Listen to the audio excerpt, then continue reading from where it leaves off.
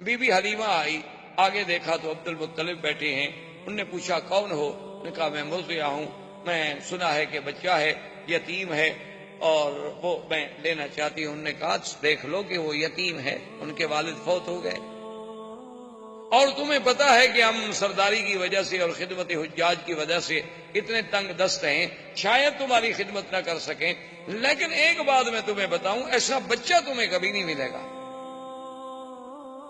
اور اس کے بعد انہوں نے پوچھا ما اسمک، تیرا نام کیا ہے؟ تو بی بی کہتی ہے میں نے کہا حلیمہ.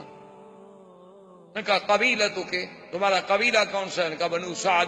تو فرحن شدیدہ، حضرت عبد المطلب بڑے خوش ہو گئے، کہنے لگے اسمو کے حلیمتی حلیمہ و قبیلتو کے سعد و ابنی محمدہ، تمہارا نام حلیمہ حلم سے ہے اور قبیلہ سعد سعادت سے ہے، لیکن میرا بیٹا بھی تو پھر محمد ہے صلی اللہ علیہ وسلم.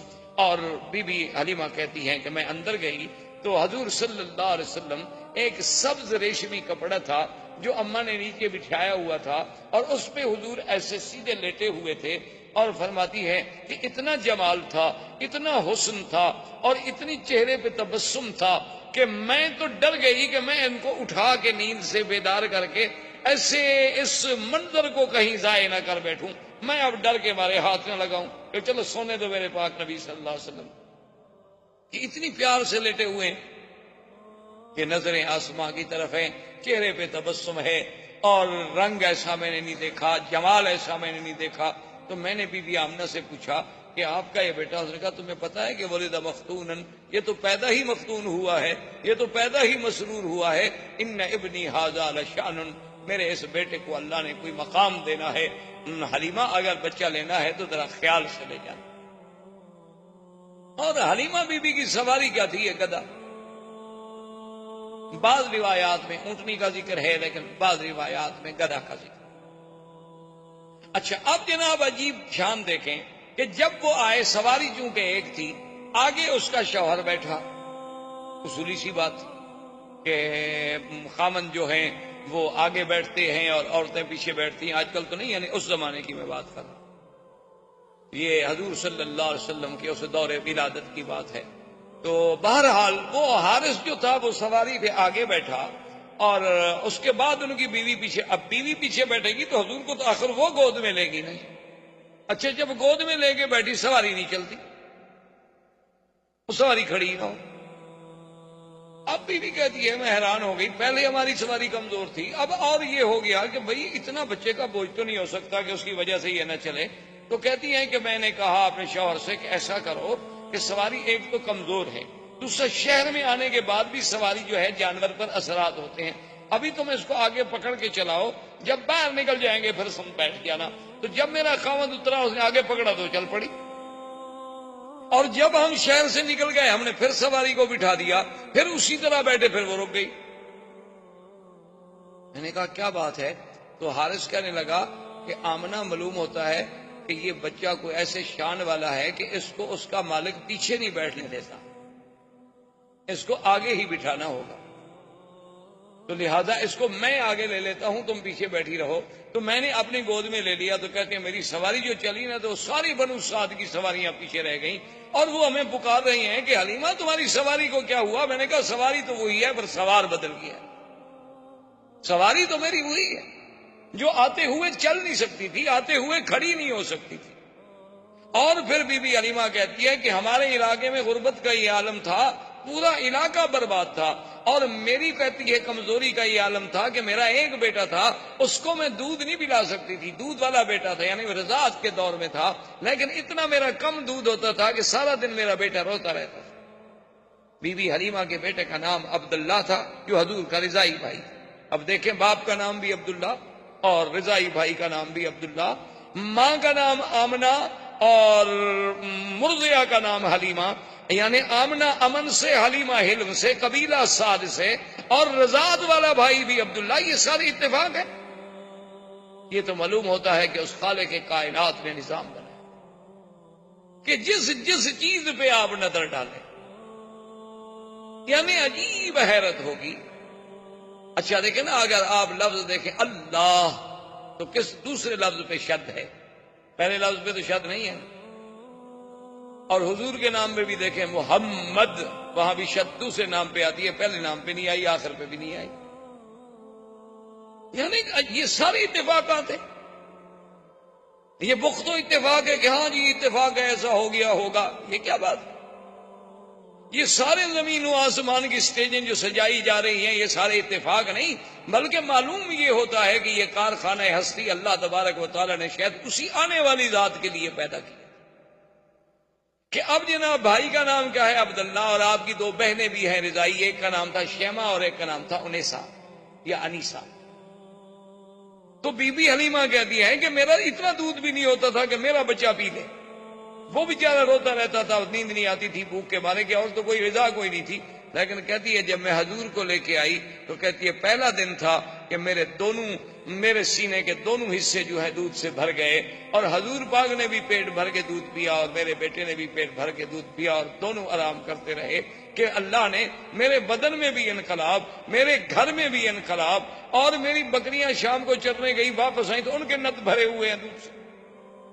ایک ہماری بالکل مریم قسم کی اونٹنی تھی جو اٹھ کے نہیں کھڑی ہو سکتی تھی، تو میرا شوہر دوڑا ہوا آیا، اس نے کہا حلیمہ دیکھا وہ اونٹنی کھڑی ہے اور دودھ اترا ہوا ہے، برتن لاؤ میں دودھ لے کے آؤں، چونکہ اونٹنی کا دودھ عرب کو بڑا محبوب تھا. تو اللہ تبارک و تعالیٰ نے حضور پاک صلی اللہ علیہ وسلم کی بی بی حلیمہ کے گھر جانے سے وہ ظاہری برکتیں، وہ باطنی برکتیں، وہ معنوی برکتیں، وہ حصی برکتیں، وہ وجودی برکتیں ایسے اظہار ہوئے کہ دنیا دنگ رہ گئی. اور پھر بی بی کہتی ہے کہ حضور کے اپنے بدن میں جو بڑھنے کا انداز تھا، یعنی عجیب حیرت کی بات تھی کہ جو بچہ 1 مہینے میں بڑھتا ہے اتنا حضور 1 دن میں بڑھ جاتے تھے. یعنی بی بی صاحبہ فرماتی ہیں جب حضور کی عمر 2 سال کی ہوئی ہے تو آپ 6 سال کے نظر آتے تھے، اور حضور صلی اللہ علیہ وسلم نے 4 مہینے کی عمر میں بولنا شروع فرما دیا. اور اتنے فصیح لفظ کہ اب دیکھیں نا، حضرت ابو بکر صدیق خود قریشی ہیں، خود اہل مکہ ہیں. کبھی کبھی انہوں نے ایک دفعہ حضور صلی اللہ علیہ وسلم سے کہا کہ یا رسول اللہ صلی اللہ علیہ وسلم، مجھے بڑی حیرت ہوتی ہے کہ کبھی آپ ایسا لفظ بولتے ہیں کہ ہم عرب ہیں، کرشی ہیں، لیکن ہمیں بھی سمجھ نہیں آتا اس کا ترجمہ. تو حضور نے فرمایا کہ ابو بکر ایسا کیوں نہ ہو، ایسا کیوں نہ ہو، ولدت فی قریش وربیت فی بنو سعد، اللہ نے مجھے قریش میں پیدا کیا اور بنو سعد جیسے قبیلے میں نے وہاں تربیت پائی، میں نے وہاں دودھ کا زمانہ گزارا. اگر میری زبان فصیح نہیں ہوگی تو پھر کس کی زبان فصیح؟ تو اللہ تبارک و تعالی آپ کو بھی اور مجھے بھی حضور کی سیرت پر عمل کرنے کی توفیق عطا فرمائے. زندگی باقی تو بات باقی. اللہم صلی علی سیدنا محمد وعلی آل سیدنا محمد کما صلیت علی ابراہیم وعلی آل ابراہیم فی العالمین انک حمید مجید. برادران اسلام، جیسا کہ الحمدللہ آپ کو علم ہے کہ چند دنوں سے ہم سیرت رسول پاک صلی اللہ علیہ وسلم کے ضمن میں کچھ باتیں کہہ رہے ہیں اور سن رہے ہیں. سب سے پہلے درس اول میں جزیرہ عرب کے حالات پہ بات کی گئی کہ حضور صلی اللہ علیہ وسلم سے قبل جزیرہ عرب کا کیا حال تھا.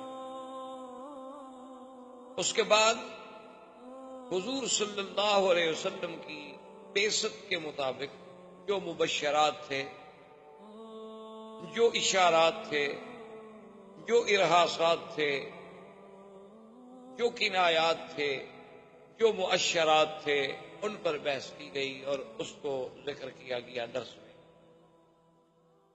اور پھر تیسرے درس میں حضور صلی اللہ علیہ وسلم کی ولادت باسعادت، حضور صلی اللہ علیہ وسلم کا ولادت کے وقت کے حالات، حضور صلی اللہ علیہ وسلم کے ولادت کے وقت کے معجزات، اور حضور صلی اللہ علیہ وسلم کے لیے اسم محمد کا تجویز ہونا، یہ ذکر کیا گیا. اور پھر حضور کی رضاعت، حضور صلی اللہ علیہ وسلم کا بی بی حلیمہ سعدیہ کے پاس تشریف لے جانا. جیسے عرب کی یہ عادت تھی کہ بچوں کو ولادت کے بعد دیہات میں، جنگلوں میں، دور افتادہ آبادیوں میں بھیجا کرتے تھے تاکہ خالص بلا ملے، خالص لغت ملے، ان کی لغت بھی فصیح ہو، ان کی صحت بھی بہتر ہو اور شہر کی آلودگیوں سے بچ جائیں اور ان کی زبانوں میں بھی کسی قسم کا خلل نہ آئے۔ اس بنا پر حضور صلی اللہ علیہ وسلم کو بھی بی بی حلیمہ جو قبیلہ بنو سعد کی مرضیہ تھی، دودھ پلانے والی تھی، وہ ان کی نصیب میں حضور صلی اللہ علیہ وسلم کی ولادت آئی، رضاعت آئی، اور وہ ان کو لے کر اپنی بستی بنو سعد میں، جو قبیلہ بنو سعد مکے اور طائف کے درمیان میں ایک جگہ تھی، وہاں لے گئے۔